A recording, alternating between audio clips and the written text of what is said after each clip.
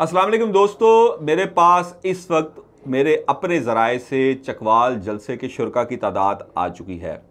जलसागाह में जगह कम पड़ गई। चकवाल जलसे में कितने लोग थे, हुकूमती एजेंसियां कुछ और बयान कर रही हैं, लेकिन मेरे ज़राए ये बयान कर रहे हैं कि जलसागाह में आज लोग ही लोग थे। यहाँ तक कि जब इमरान खान को पता चला कि मज़ीद लोग आ रहे हैं तो उन्होंने अपनी तकरीर भी डिले की।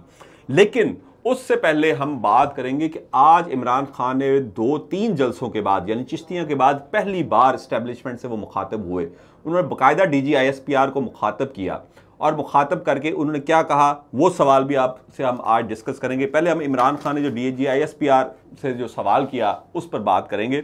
उन्होंने उनको कहा कि मैं आपको समझाना चाह रहा था कि आज सारी कौम मेरे साथ खड़ी है। मैं आपको बताना चाह रहा था कि इन लोगों से मईशत नहीं संभाली जाएगी। हमने 3 साल 7 माह लगाकर मईशत को जहां पहुंचाया, इन्होंने उसका बेड़ा गर्क कर दिया। वो कह रहे थे कि इन चोरों को कभी भी आर्मी चीफ को सिलेक्ट नहीं करना चाहिए। ये बराह रास्त वो DGISPR से आज बात कर रहे थे। उन्होंने शहबाज शरीफ का भी मजाक उड़ाया। इसमें कोई शक नहीं कि इमरान खान ने बतौर वज़ीर आज़म जब भी आलमी सतह पर मुलाकातें की, वो चाहे अमेरिका का सदर ट्रंप हो, वो दुनिया का कोई भी बड़ा रहनुमा हो, उनका कॉन्फिडेंस, उनके जो खुद एतमादी थी वो काबिल दीद थी। खसूसन जब वो अमेरिकी सदर ट्रंप के साथ मुलाकात कर रहे थे, आज तक किसी पाकिस्तानी सरबराह मुमलिकत को मैंने इतना पुरएतमाद नहीं देखा जितने इमरान खान थे। उन्होंने शहबाज शरीफ को जो उनकी प्यूटन से मुलाकात थी उस पर भी तनकीद का निशाना बनाया कि आपकी कांपे टांग रही थी जब आप प्यूटन से मुलाकात कर रहे थे। आज उन्होंने सिंध हुकूमत को भी आड़े हाथों लिया। सिंध हुकूमत पर उन्होंने इल्ज़ाम आयद किया कि आपकी नाकस पॉलिसी के बायस वहां पे लोग डूबे। उन्होंने कहा कि आपने 14 साल के दौरे हुकूमत में एक भी नहर नहीं बनाई। इसके साथ साथ उन्होंने ये भी कहा कि जो नहर हमने शुरू भी की थी आपने उस पर भी काम रोक दिया। उन्होंने हुकूमत को इस बात पर भी तनकीद का निशाना बनाया कि आप UNO के सेक्रेटरी जनरल से जब इमदाद मांग रहे हैं और उनको यकीन दिला रहे हैं कि एक एक पैसा जो है वो सैलाब ज़दगान पर खर्च होगा, तो क्या आपको नहीं पता कि UNO के सेक्रेटरी जनरल का पूरा यहाँ पे सेटअप है?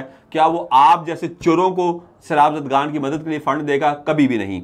उन्होंने कहा कि मरियम नवाज को भी आज उन्होंने बड़ा आड़े हाथों लिया है। उन्होंने कहा, उनका कहना था कि मरियम नवाज ने झूठ पर PhD की हुई है। उनका कहना था कि अगर मरियम नवाज मेरिट के ऊपर, मुस्लिम लीग नून में लोग मेरिट के ऊपर होते तो आज मरियम नवाज लीड ना कर रही होती, चौधरी निसार लीड कर रहे होते। यही सवाल उन्होंने पीपल्स पार्टी में भी उठाया कि आज कहां है एतजाज अहसन और पीपल्स पार्टी के दीगर नजरियाती लोग, आज बिलावल क्यों पीपल्स पार्टी को लीड कर रहा है? उनका कहना था कि मैं आज फिर कहता हूं कि ये सब के सब चोर हैं, ये इस मुल्क को नहीं चला सकते। अब आते हैं हम अपने पहले उसके ऊपर कि आज वहां पर कितने लोग थे। हमारे ज़राए के मुताबिक अंदर और बाहर, ग्राउंड के अंदर और बाहर 40 से 50 हज़ार लोग थे, जो चकवाल जैसे छोटे शहर के लिए बहुत बड़ा फिगर है, बहुत बड़ा फिगर। और वहाँ पे ख़वातीन की तादाद भी आज बहुत ज़्यादा थी, जो इससे पहले कभी किसी जलसे में नज़र नहीं आई। और ये ना ही चकवाल का कल्चर है कि ख़वातीन जलसे में आएँ।